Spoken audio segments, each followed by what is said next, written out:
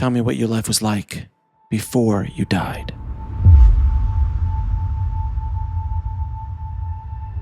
I'm a big exerciser, and I was training at that time. We were going to move back to Houston, so I wanted to get in good shape. I was a runner, and so I was over at Gold's Gym that morning, and I was working out. I had just done a spin class, and my goal was to lift my weight with my upper body, since I could bench press 2 times my weight with my lower body. So I was working on one of the machines, and it was a shoulder machine where you press, and I pressed close to my body weight. It was like 98 pounds. And when I was done with that, I saw stars, and I thought, man, and plus I had uncontrolled blood pressure. And that should be said, like I had gone to the doctor for blood pressure medication, but because of my athleticness and I was thin, they told me that I was probably anxious, and they were reluctant to give me blood pressure medicine, which is something everybody watching should pay attention to, because I definitely had it. And I was pushing this machine, and all of a sudden I felt like a knife in the back of my neck. And for a while, all I could see were like pinholes out of the side of my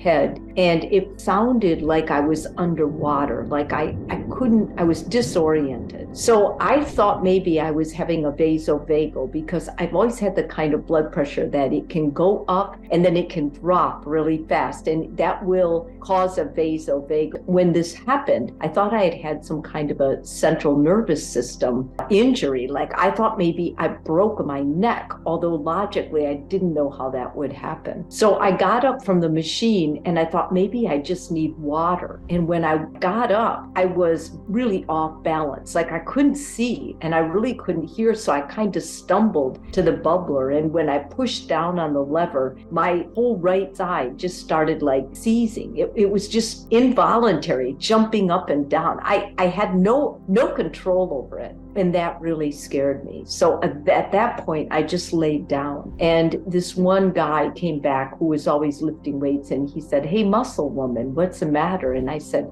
go call an ambulance. I think I broke my neck. And then from there, they called an ambulance, and the ambulance came, and I had a feeling like I could smell blood. And I kept saying, "Am I bleeding?" And they said, "Well, you're not bleeding on the outside, but we think you have a bleed in your brain." And they were, doing all these different tests. They put me in the ambulance, and an aneurysm is just so painful, especially when it bursts, because there's a blood-brain barrier. Even if you get a drop of blood, when they do a spinal aspiration, they make you lay in bed for 24 hours, because even one drop is so toxic to the central nervous system, to the brain, that it can cause irreparable damage. And this was, my whole head was full of blood. And so basically it hurt so bad that all I could think to do was just to submit. And I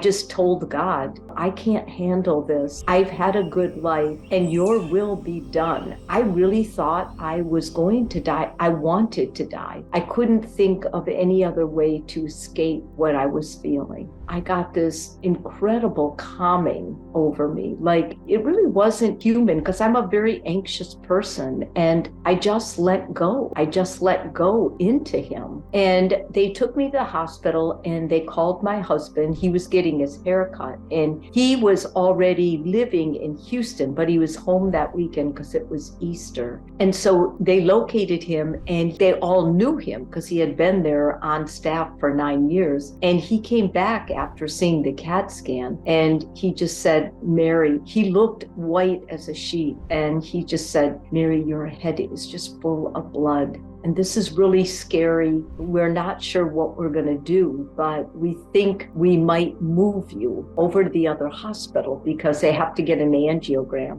And he was concerned because I just didn't care. I was so relaxed. I really didn't care. They sent me across to another hospital across the street and in an ambulance. And then I got checked in there, and they tried to do an angiogram, but all the neurologists were out of town that weekend for for a meeting in Santa Fe. And so they had a pediatric neurologist do it, but there was so much blood. When they went in, they couldn't locate anything. So they recommended that they stabilize me. And until some of the blood had dissipated, they put a drain in my brain to help with the swelling. And then I just remember that I was there in their surgical ICU, and my husband was with me, and different people were coming up, family members. My daughters, one of my daughters came. The other one was terrified, and she did not want to see me like that. Until Easter Sunday, everything was pretty much normal. The neurosurgeon who had retired, who was in town from Texas Tech, talked to my husband, and they suggested sending me to Dallas on a Learjet. They pressurized them and they could send me. The only problem was Ron could not go with me, and there was a high percentage chance that I could die en route. I seemed to be doing better. Like, I had more visitors and people were coming by, and my color was still bad. And on Tuesday, it looked really green. Like, I was starting to get kind of a greenish yellow. And that night, I had some friends come, and one of my friends told my husband, this friend was a radiologist, and she said, she doesn't look good. Her color looks really scary to me. Well, that night when I went to bed, I felt pretty happy. Like, I felt grateful. I never thought about going home. I just was in a whole nother space, and they weren't giving me any mind-altering drugs. Like, we pulled everything from the chart. It was more what was going on. Like, I was talking with God. And then early Wednesday morning, the nurse came in. They do those checks, and all of a sudden they all started turning on lights. The nurse told me, honey, we called your husband. You are going to move to ICU. You are not doing well. And I said, okay. I didn't feel real well either.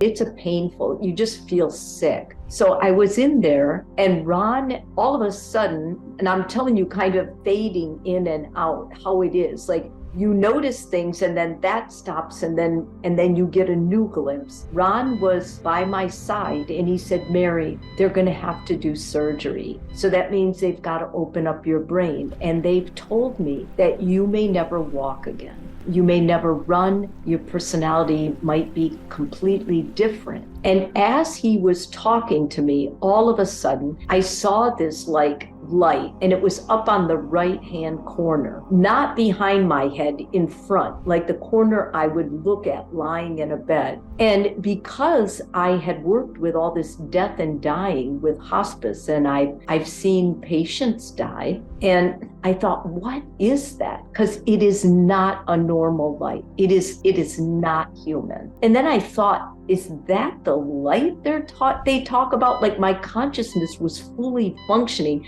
but I'm talking to myself. Then I'm thinking, it's not impressive. Like, I can't go into that. And all of a sudden, the light, like I was in it. I don't know how it happened. And I was like floating up. I was just going up to the light. And then I remember my eyes could see behind me too. And I remember seeing my body. I remember seeing Ron. Ron was like crying and just looked miserable. I remember seeing these people rushing around the bed. I remember their shoes. One of the doctors had terrible scuffed up shoes. And all these things, like, you could not have seen had you not had an aerial view. You just couldn't have. And then all of a sudden, I'm in the tunnel, and God is holding me, or what I believe is God. I didn't see him, but you feel him. And his voice comes through all of you. Like, it sounds corny. It's weird. It's not human. And that's what makes it so hard. The colors are not human. I've never seen any of those colors through my eyes in this body on earth. And it told me, the first thing he said is he called me by my name and he said, "You can't stay." And I said, "What?" And I started telling him all my social accolades. I give free care to cancer patients. I've been a good wife. I've been a good mom. I told him every good thing I could think of that I've done in my life. And he said, "Let me ask you one question. Have you ever loved anyone the way you've been loved here?" And I said, "No, it's impossible. I'm a human." But at the time, it was such an incredible love. We don't even have a word for it. They call it agape, but I don't even think people know what agape love is. It would be like trying to give someone the emotion of rejection or empathy with a credit card. It would be plastic. Whereas if somebody felt that at such a high level, this world is plastic. I came back with a very clear idea. Our source is not plastic, but this world is. And that's kind of what has stuck with me. When I said that, he said, "You can do better." And then I felt like he hugged me or held me tighter. And then I woke up in that bed and Ron was crying and he said, "Mary, I'm terrified." Well, he was shaking me first because I guess it was like 2 minutes where they thought they lost me. And I said, "Well, you don't have to be, because I just talked to God and I'm not going to die." And he thought I was hallucinating. And till I woke up and told him, and I did not die. I feel like God put some kind of a microchip in me that I'm better, but he made me a much better version of myself. The ultimate purpose of life is to serve others. Losing someone is so difficult, and you remember little quirks they do and things they said to you. You remember the way they smell, the way they felt. But ultimately, when your loved one is gone, part of us should celebrate because they're free. They're free in a way we cannot understand, being in this body on earth. And not only are they free, but they're going to their home where they started, with just surrounded by love. And so, yes, it's sad because they're not with you, but for them, if we just think about them, they truly are in a much better place.